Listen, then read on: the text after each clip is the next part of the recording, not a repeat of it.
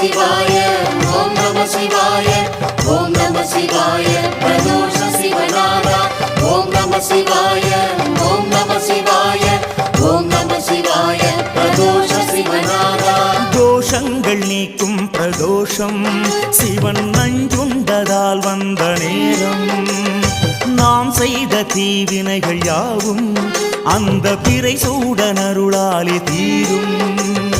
தோஷங்கள் நீக்கும் பிரதோஷம்